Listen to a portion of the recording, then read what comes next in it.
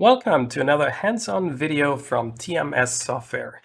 Today I will introduce you to TMS Miletus, and I'm also going to show you a hands-on example how to migrate an existing TMS Web Core application, a web application, to the Windows desktop. My name is Holger Flick, and if you have any questions or suggestions for further videos, hands-on videos, please email me at holger@flixengineering.com. The scenario is the following. You have an existing web application, but for whatever reason, you also need a desktop application made because your users prefer having an application on the desktop, or you also want to deploy an application that is not tied to an internet connection. For example, a product catalog is a very good example. So usually you need individual development for both. Well, no longer. If you use TMS Miletus, you can use the same application and deploy it to the desktop and to the web. For TMS Miletus, you only need a few modifications, and these modifications I will show you in this hands-on video. You can use it as a blueprint how to migrate existing web applications to TMS Miletus. So without further ado, this is a hands-on video. Let's look at the example. The example is actually taken from my next upcoming hands-on book. On the left, you see the user interface of an XData server. The XData server has some specific, or let's say special properties, because you can use a web application to configure the XData server and the databases that are being accessed by the XData server. As said, you will get a book pretty soon where you can read all about it. The key thing is the TMS Web Core web application that you see right here in the browser window is to be transferred into a desktop application. That is the use case. So we're literally going to take this web application, we're going to convert it into a desktop application.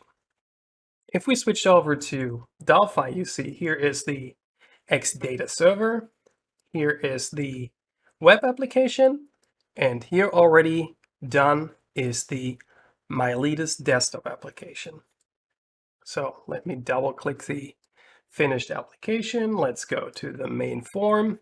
You see this is clearly now a main form like it would look in a Windows VCL application. The designer looks similar, and in comparison, here is the main form of the web application. Of course, as you can see, the user interface components are the same. Here you see the finished Miletus desktop application.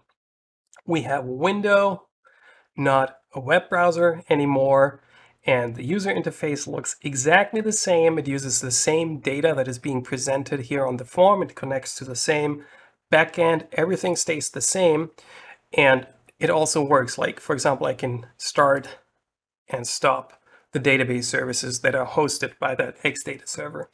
I also have a monitoring feature included in my XData server. So the XData server is actually able to return diagnostic information about its hardware that it is being run on.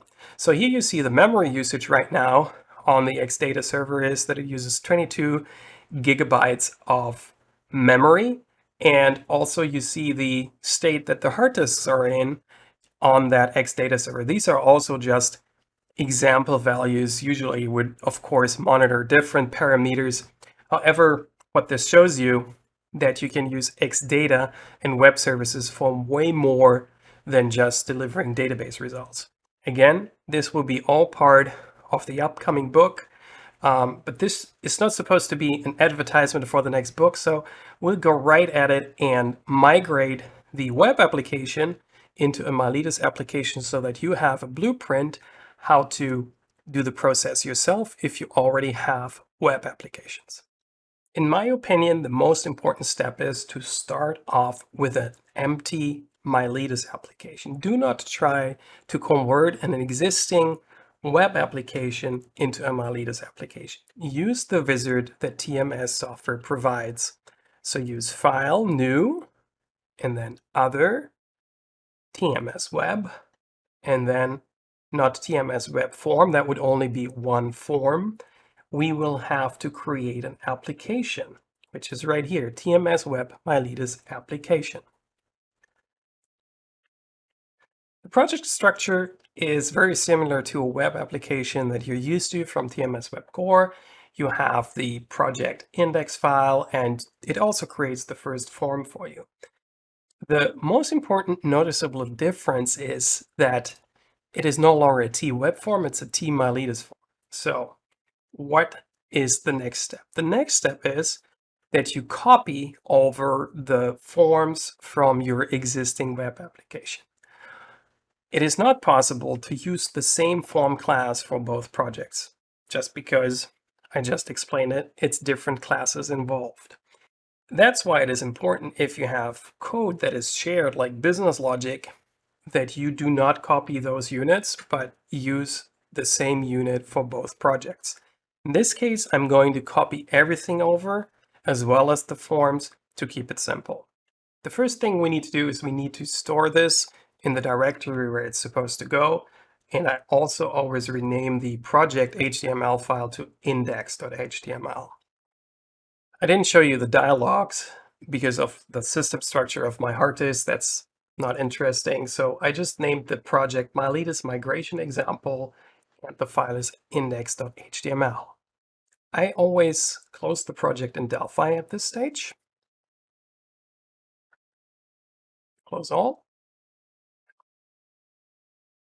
Then switch back to the Explorer and open the other project in a separate window. Here you see both project folders. This is the live folder that I'm working in right now, and this is the finished web application that you just saw. The tiny little check marks here indicate that I'm using a versioning system, so even if I would mess up, I'd easily be able to recover. I didn't check in the live version into my versioning system. For production work, that would already have happened. This would already be under version control, either Git or SVN, one of the two. Whenever I mess up, I would be able to recover easily. I can only advise you to do the same, use the versioning system. It makes things much easier.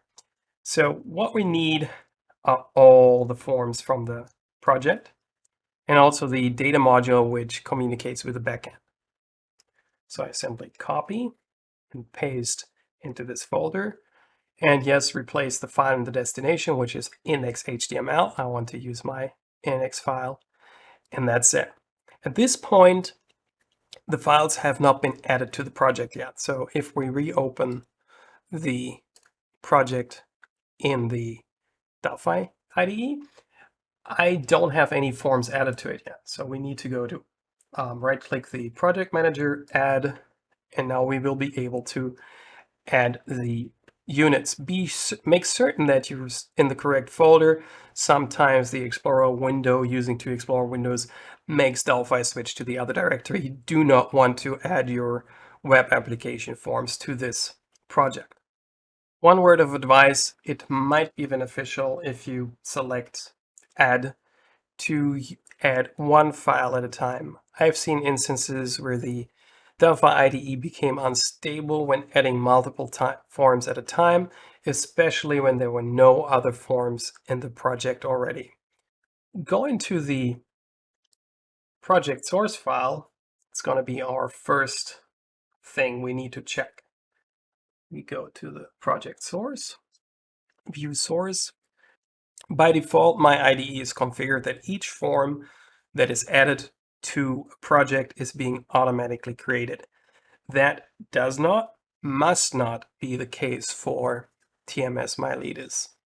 Another thing that is pretty tricky is this wonderful construct right here, that the Delphi OTAPI, which is the system that TMS has to use in order to write things into the code editor, does not realize if we add two things that a begin is needed. This is not a problem with TMS Miletus or the TMS IDE integration. It is simply the problem that this condition cannot be tied to these two lines. So at that point, we do not want to create both forms when the application is started. That's the first thing that has to go away. And then to write better code, I sincerely advise you to use then begin end. If you don't want to end up with this and want to write this line manually, you can always configure Delphi in a way that it does not create these lines for you. What you can do is you go to Tools Options, and then in the User Interface category, you'll find Form Designer, and there on the very bottom it says Auto Create Forms and Data Modules. You can take that check away and nothing of this will happen. We just want to create the main form, as you can see it right here. I named it Form Main, T Form Main, and if we open it up in the designer, we see the design using Bootstrap or making heavy use of Bootstrap and form design. Actually, all the controls are tied to HTML using their element ID. There's different hands-on videos about that. I'm not going to go into all that detail. Now the necessary steps in order to make your web application a desktop application. So T-Web Form, as I said, has to be changed to T-Miletus Form. But before you can do that, you have to actually add Miletus to the users class, like that. And then we should be able to T-Miletus Form. There you go. That's it.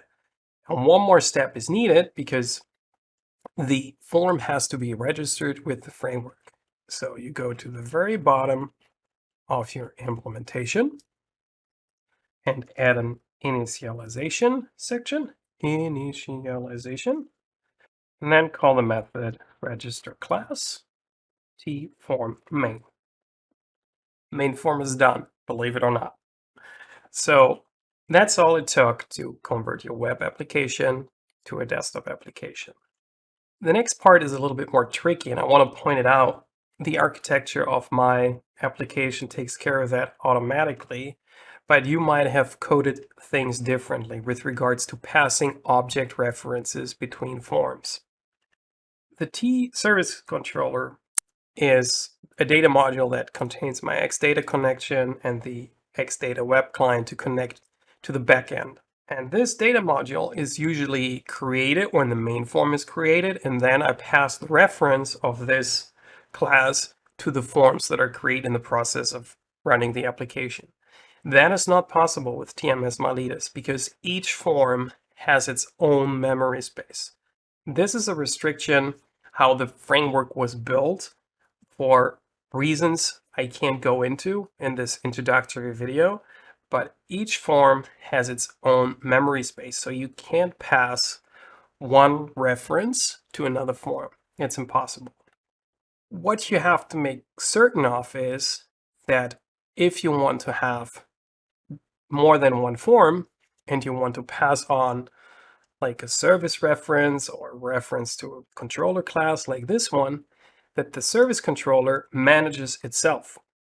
And the most straightforward way to do this is you implement the singleton pattern, meaning you define a class variable, f_instance of the type of the service controller, and then you define a class function which returns an instance of the service controller. It's always going to return the same instance. And then you define a class destructor, destroy, which frees the instance.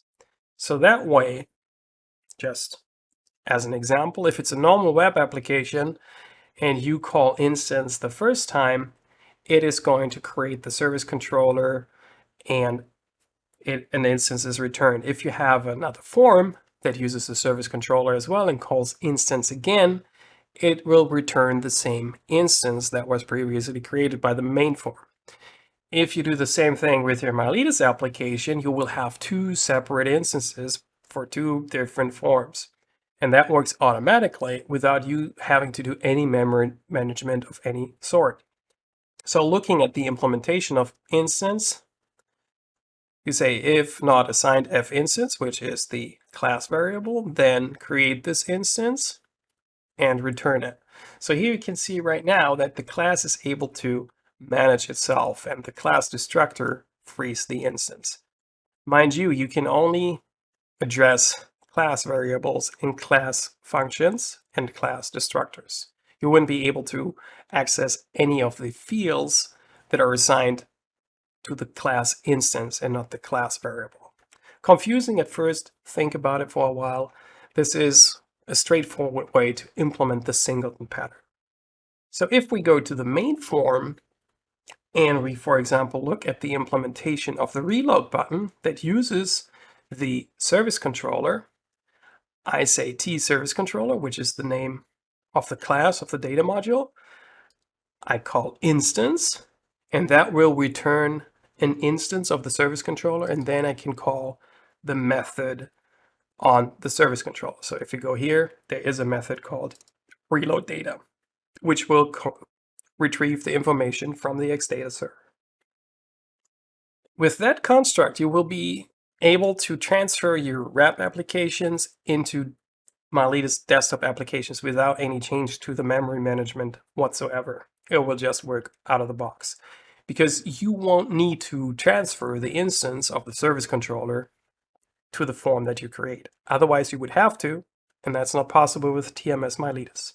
Right now, we still only have one form covered. The second form, monitor, is not being created. This is the monitor form, by the way, using an FNC control, FNC dashboard control, and a TWeb table control. And this form right now is not being created, but if we go over to the main form again, it is being shown in the doMonitor method. And doMonitor opens the form by creating it, and that is very web specific. Miletus has a different approach how to open other forms.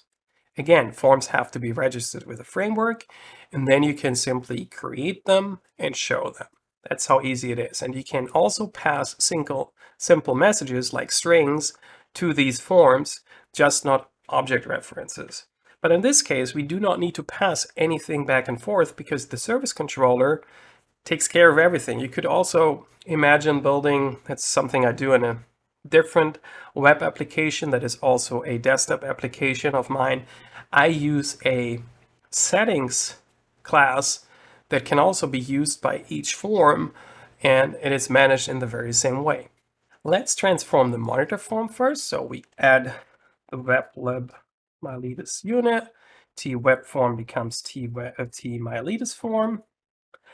And at the end of the unit, we add the initialization, register class, tFormMonitor. That's what we need to do.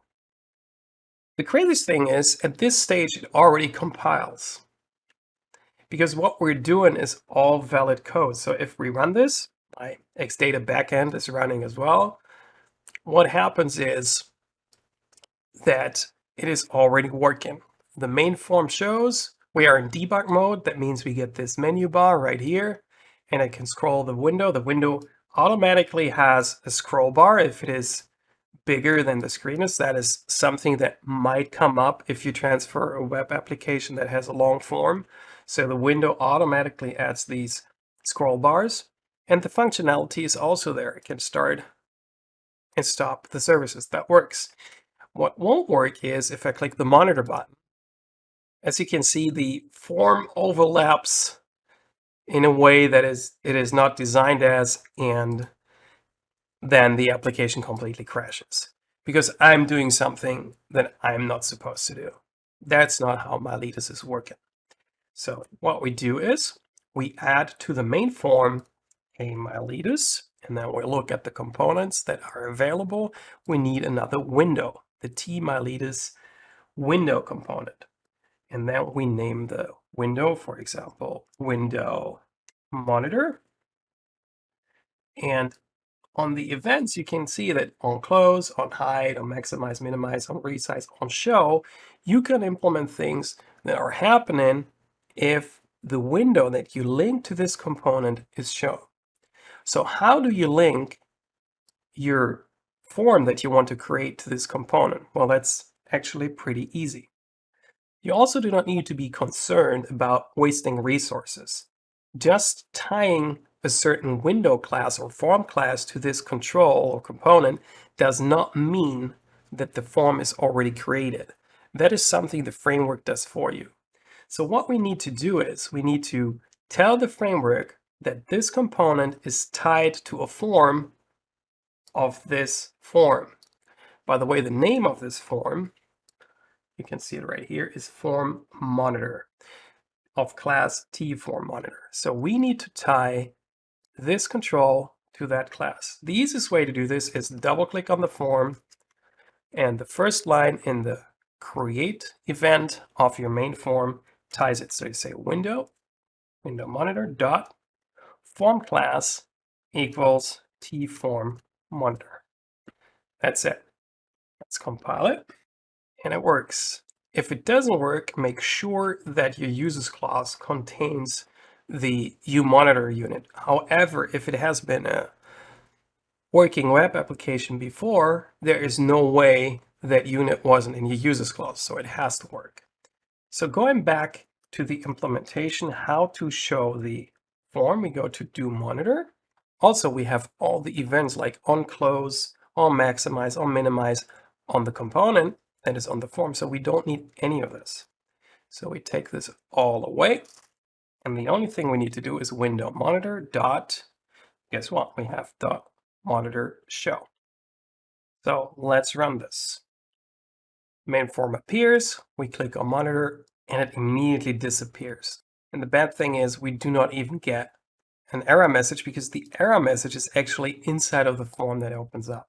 This is something very specific, but we make modifications to the caption of the pop-up form. And that is something that is impossible to do in a desktop application because Windows controls the caption element. So as you can see, I wrapped everything in the method initCaption. So I simply need to disable the call to initCaption, or I can remove initCaption, whatever you prefer. I just uncomment initCaption, so it's no longer being called. And now the application should work just fine.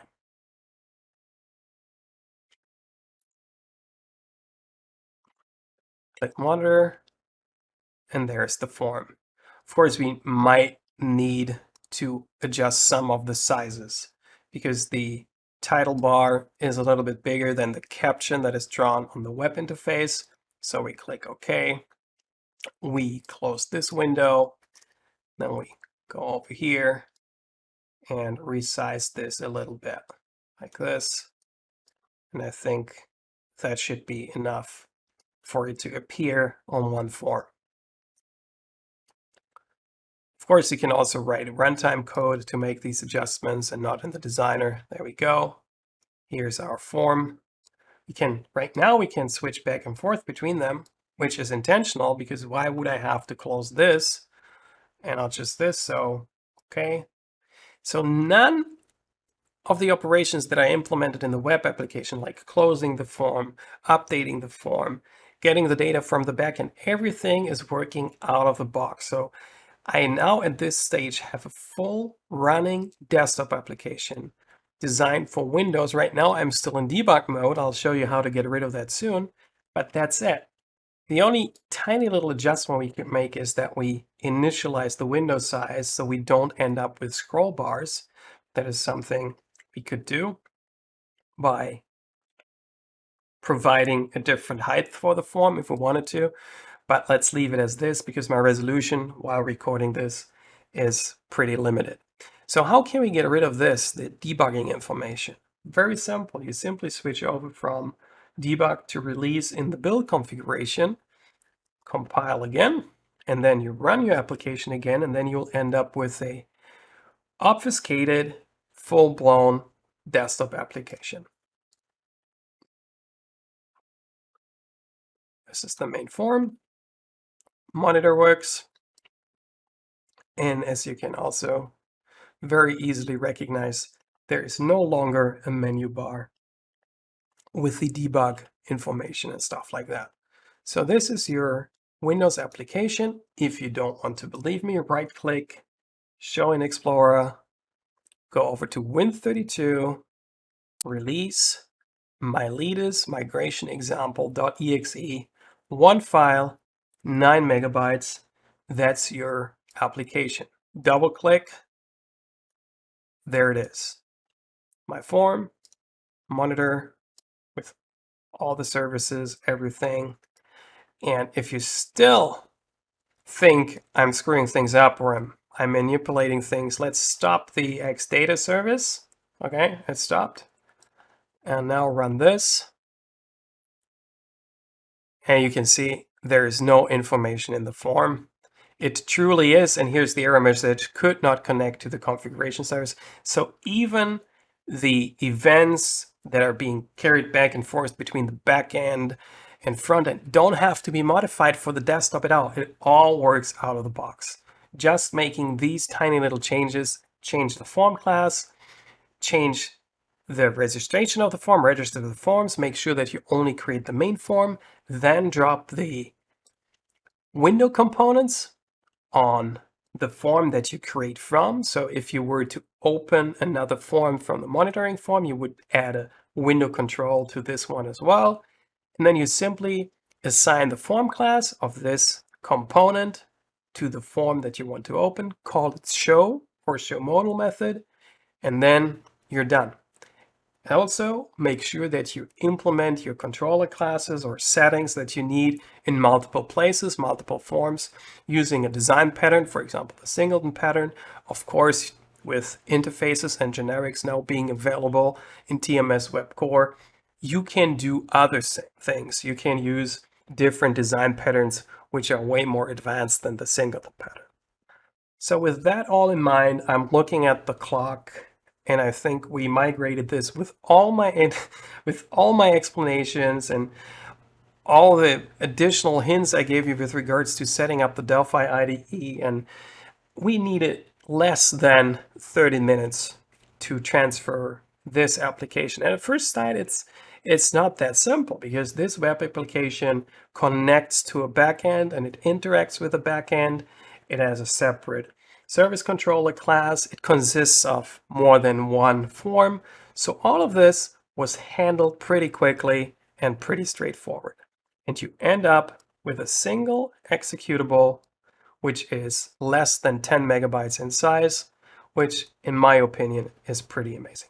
So that's it. Where do we go from here? Well, if you're not a TMS Web Core customer already, go to webtmssoftware.com, download the trial version, which is good for 30 days and has no limitations. It will include TMS Miletus, so you are able to try this out, build a simple web application, and then migrate that web application over to TMS Miletus to get a full-blown Windows desktop application at the same time, sharing the same code. Finally, if you're interested in more hands-on videos, please let TMS know. Email them, ask for more TMS hands-on videos with your ideas, what kind of questions you have, what hands-on projects do you have, and we'll consider it for future hands-on videos. Thanks, stay tuned.